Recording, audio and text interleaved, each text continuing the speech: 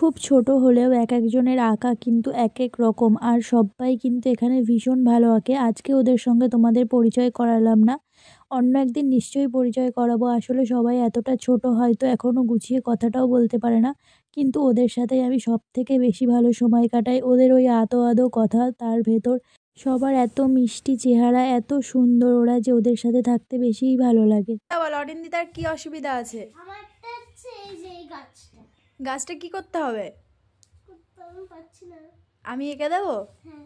এবার দিয়ার কি অসুবিধা আছে বল? আমাকে এইটা কি দিতে হবে আর এইটা। বাহ কি শিখছিস তাহলে? চেষ্টা করেছিস? আমরা বুড়ো চেষ্টা করে করে এই করে ফেলেছি। বাহ, কি করেছিস দেখি, কেমন চেষ্টা করেছিস? এই যে আমি এটা করছিলাম কিন্তু হয়নি। ভালোই তো হয়েছে।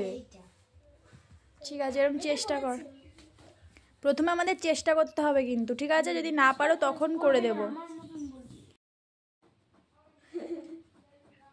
কেন, একটু শিখিয়ে দে যে কিভাবে কালারটা করতে হয়।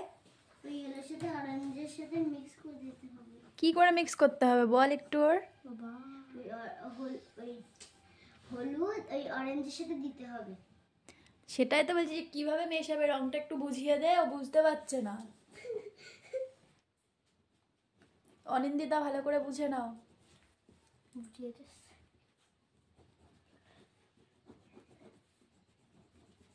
দিয়া মুখে বল, নাহলে বুঝতে পারবে না। কি করে করে দিলি বল একটু।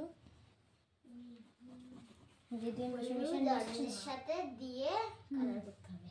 বাহ, অনেক কি এঁকেছিস দেখি। এখনো কমপ্লিট করিসনি? হবে তো কমপ্লিট।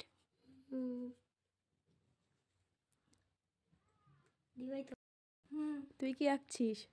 তোমার দেখে দেখে এটা আঁকছি। বাহ, ওয়াটার কালার।